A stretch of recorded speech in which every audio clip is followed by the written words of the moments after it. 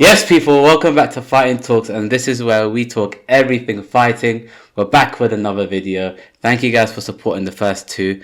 We've done two prediction videos back to back, but I thought I'd do a different one and react to the actual UFC 300 fight card. Probably one of the best fight cards we'll see. Bang of a fight card. Top to bottom, stacked, world champions, great finishes, great fights. And I just really want to dive into it, break down some of the fights, my thoughts on how it went, and the aftermath, and what we could expect to see in the UFC landscape. Don't forget to like, comment, and subscribe to the channel. I appreciate all the support. As you can see, we're only 2 videos in, but honestly, I appreciate every single view, every single like, every single comment. I'm trying to take it on board. I'm trying to make weekly content, push out as much for you guys as possible. And yeah, I appreciate every single one of you guys for supporting, sharing, reposting, you name it. So please, I'll try to do my best to just keep on pushing the content out. I love doing this. I love talking about sports. I love talking about fighting in particular. And yeah, what better way to not just get started with UFC 300 itself, with the main event, Alex Pereira versus Jamahal Hill. And that was as flawless of a performance as you can get from Alex Pereira. Poatan absolutely just steamrolling Jamahal Hill, and it was just amazing to see that Alex Pereira is a legitimate champion. For some people, might be on their UFC top 10, might be on their GOAT list, all-time list already on their all-time list. You know, he's now officially 7-1 in the UFC. Jamahal Hill now being his 5th world champion that he's beaten in his 8 UFC fights, and the fact that Alex Pereira has done this only in 8 UFC fights, it just shows you how much of a unicorn Alex Pereira is in this UFC. And we're never going to see a run like this again, by the way, guys. I just don't ever see it happening. In literally 8 UFC fights, he's beaten 5 world champions. He's defended the light heavyweight belt. It's insane. And to defeat Jamahal Hill in that fashion with a flush KO is absolutely amazing. And Alex Pereira, man, what a beast. And you can just see why he's a fan favorite. All week you just see in the UFC embedded, the UFC countdown, this whole build up to the fight, absolutely amazing. And I want to delve into the fight a bit. There's a few talking points that I've seen over this week, and obviously straight after the fight as well, as to what transpired. Obviously, he won by a KO, flush left hook, just flatlines him, and you just see the pettiness of Alex Pereira after the fight. We saw how Jamahal Hill was during the presser in the build-up, making sure that he was making a statement. And for Jamahal Hill, all credit to him. He's done everything perfectly, did exactly what he needed to do to hype himself up, get the respect that he feels like he deserves. Felt like he was being disrespected, that everybody was writing him off. But when you're coming across as Alex Pereira, is striking on the feet with one another, there is levels to this, and I feel like Jamahal Hill, no disrespect to him whatsoever. He is a beast. He's got the power. He's a tank. But when you're trying to strike with him, I think it's just, you gotta do it with caution. He's a better MMA fighter, Jamahal Hill. He could have mixed it up, but it was still early in the fight. Anything could have happened, but when you get caught like that, it's flush. But the moments before it, you can see Alex Pereira gauging his distance, touching the glove, really getting closer and closer, and you can see him smell the blood. You can see him itching closer, and then the actual incident happens, where it's a major talk point right now across MMA commentators and how they see it. The cop shot. You saw Jamahal here hit Alex Pereira with the cop shot, and he almost just tells Habdin ready to, give him the time and he needs, tells him, hold up, chill, I got this, and literally proceeds to just knock him out flush. And I guess the talking point is, what people are trying to say now, and I've seen this across a few videos, is, did that actually hinder Jamahal Hill's progress? Did that actually hinder his momentum? Did that actually hinder the actual way the fight was going? Because they paused, he got his break, and then next thing you know, he gets KO'd, and they feel like that might have disturbed or might have thrown off Jamahal Hill, the fact that time wasn't taken, and they just jumped straight back into it. But we've seen on other occasions that people get a cop shot and they get straight back to it. They don't feel like it affected them. They feel like they don't want to ruin their momentum, and ultimately the onus is on Alex Pereira, whether he actually wants the time out, whether he actually needs the time to recover. Because at the end of the day, the cop shot happened to Alex Pereira, didn't happen to Jamahal Hill. So now to look at that fight and to see people say that it actually threw off Jamahal Hill instead, I think it's a bit unfair and a bit unwarranted to Alex Pereira. I don't think it's fair. And yeah, just to kind of diminish the win, I feel like Alex Pereira did exactly what he needed to do. You can actually see in the KO, it was just beautiful. It was beautiful time, the beautiful execution. You see him get onto the lead foot of Jamahal Hill, press down, connect with the left hook. And at the end of the day, the onus is on Alex Pereira. If he wants to take that time out, didn't want it, got right back to it.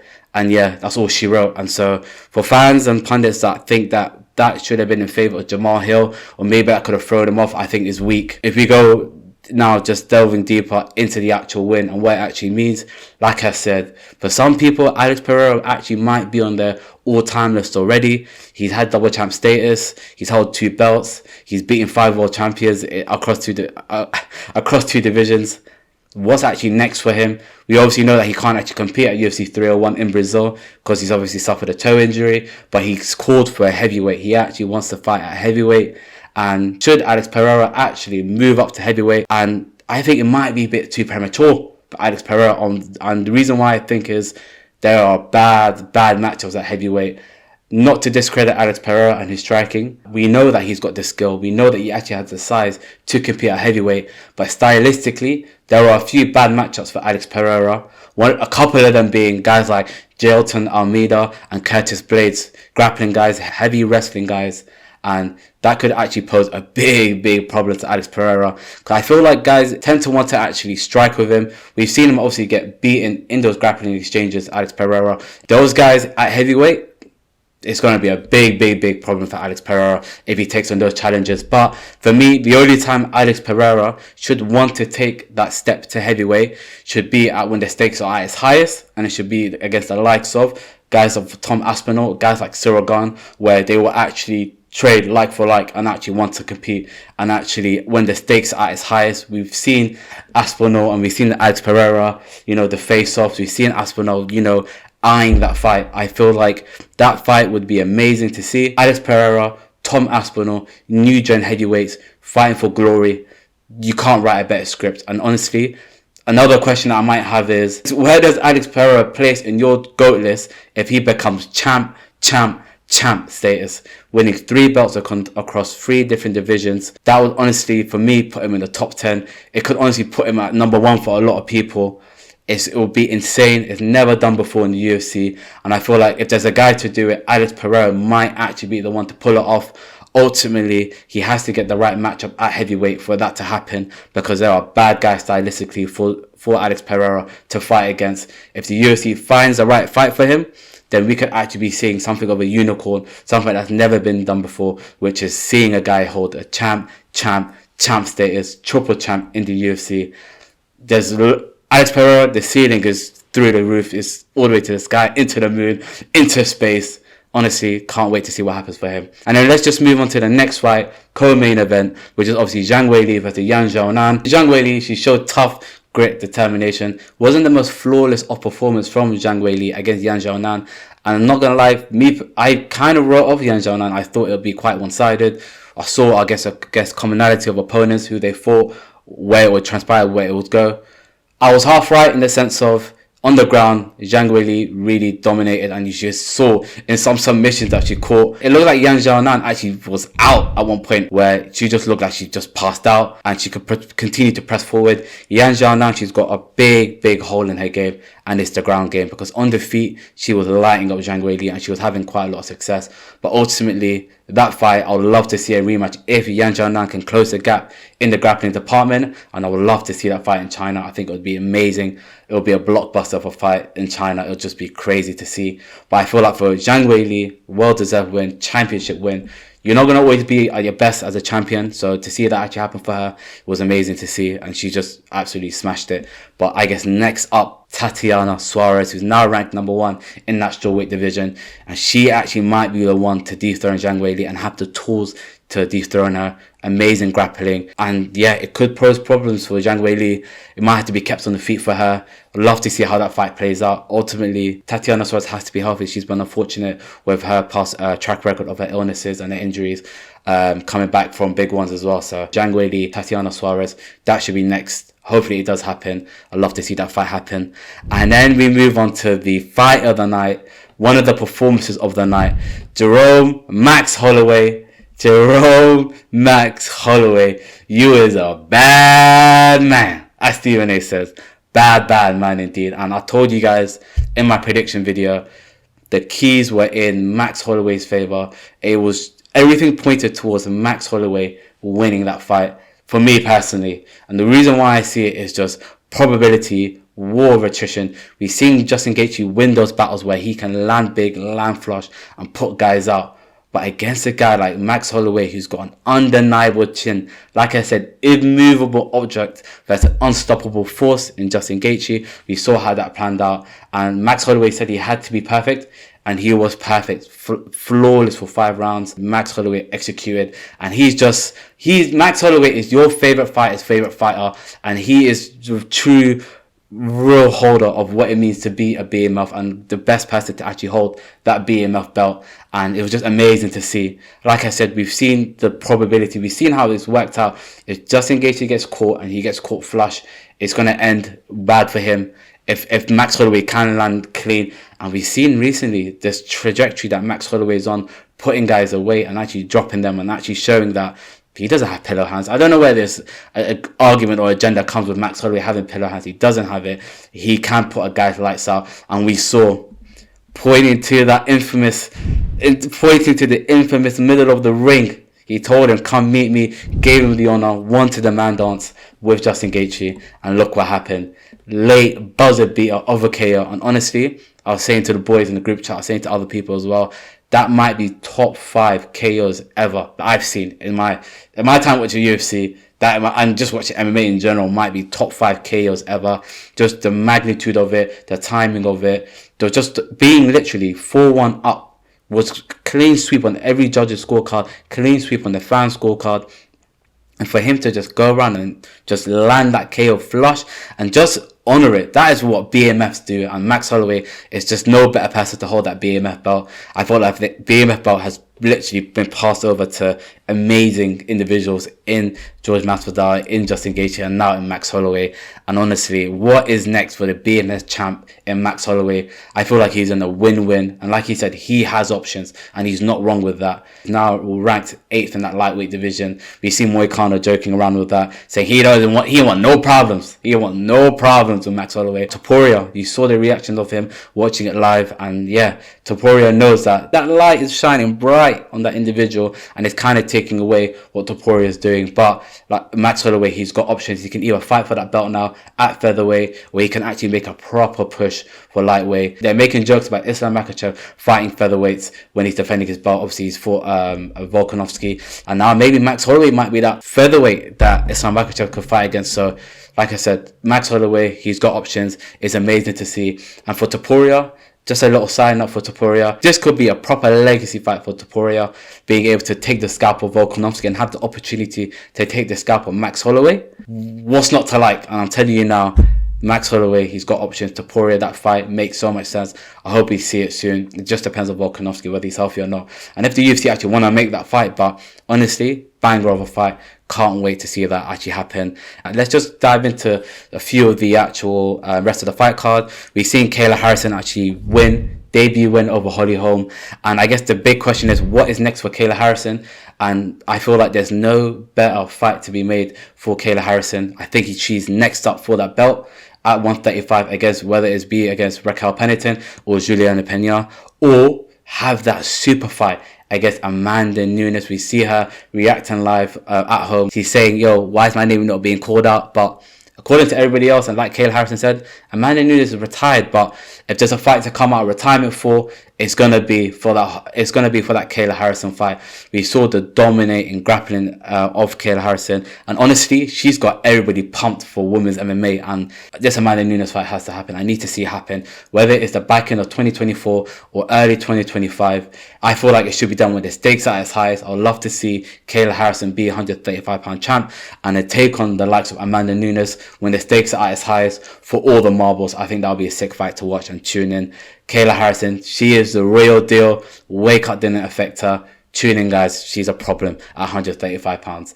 And then we go on to one of the other performance bonuses given to Yuri Prochazka versus Alexander Rakic. Like I said, it was real life samurai behavior from Yuri.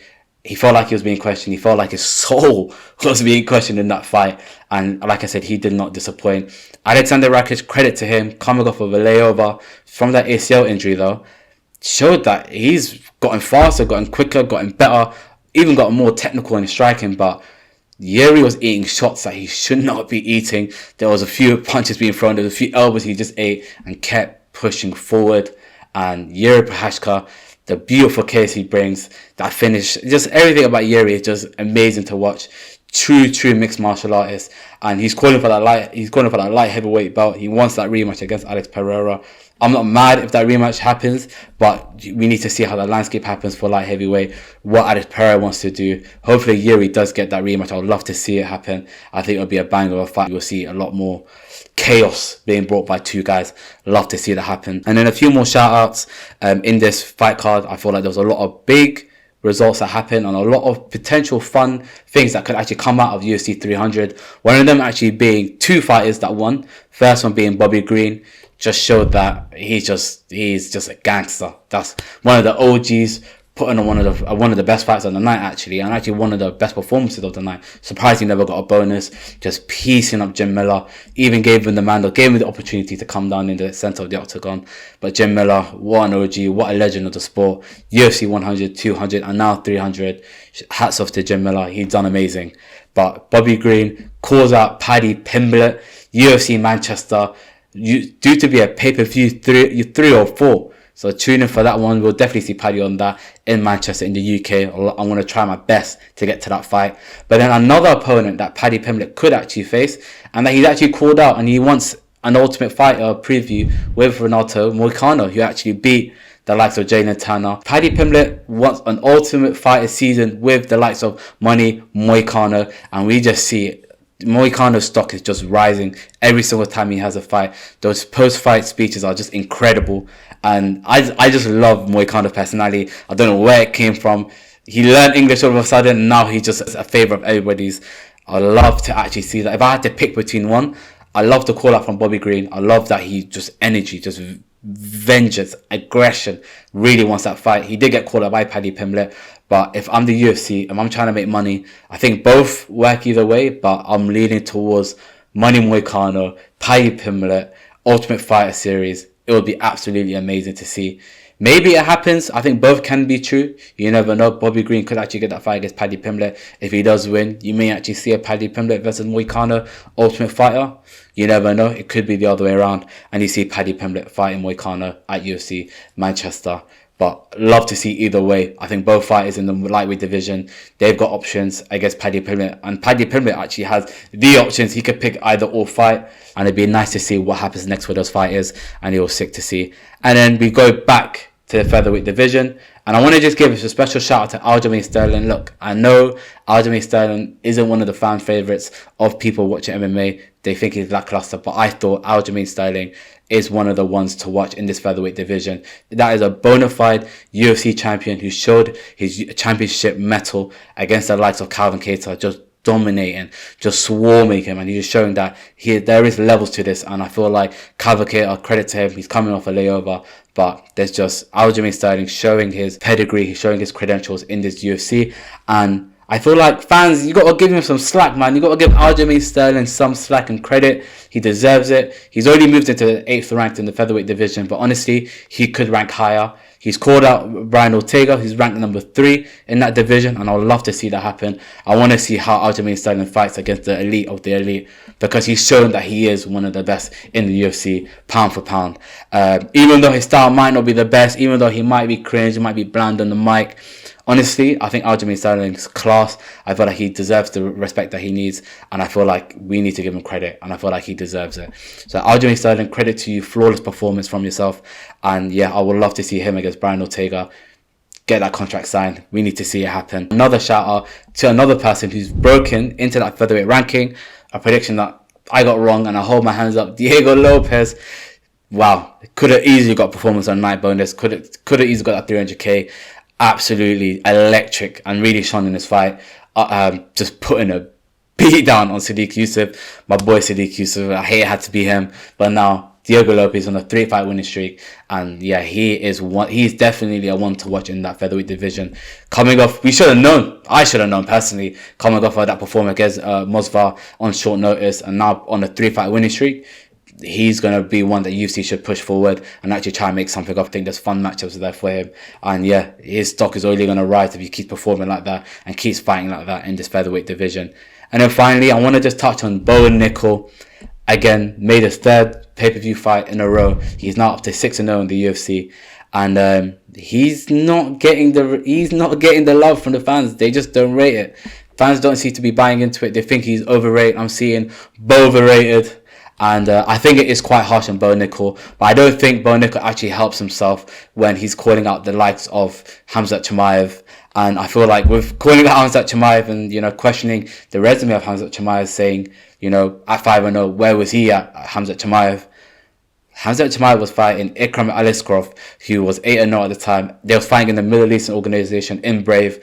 And Ikram Aliskerov is probably considered the boogeyman of that middleweight division. He is a problem in that division. And it comes to show because Ikram hasn't lost since that Khamzat Chimaev fight. He's 14-1 in his career, 3-0 in the UFC, putting a beat down on guys in the UFC. And he's showing that he is level. So that middleweight division is scary.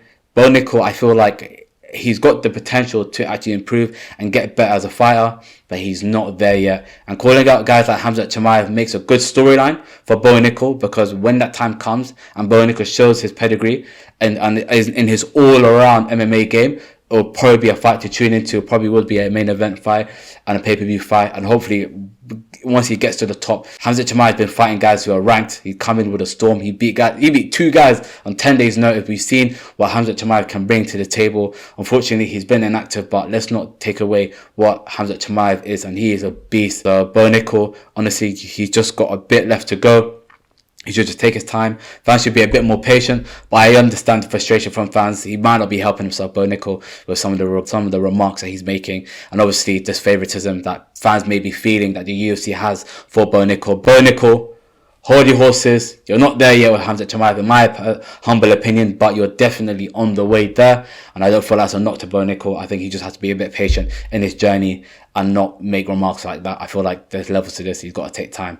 But yeah, that's me covering UFC 300. What I thought of UFC 300. I thought it was an amazing card. I think genuinely it was a 10 out of 10 card. And honestly, from watching that fight card from start to finish, watching it from Deiveson Figueiredo being able to dominate his way against Cody Garbrandt in that bantamweight division, showing he's a real contender. And then obviously the main event, Alex Pereira, showing that he might be one of the best ever to grace the sport of MMA. Unicorn, he's one of one. We won't ever probably see this again from a champion like Alex Pereira. Guys, please don't forget to like, comment and subscribe. This is where we talk everything fighting. I appreciate all the love and support that you lot are giving.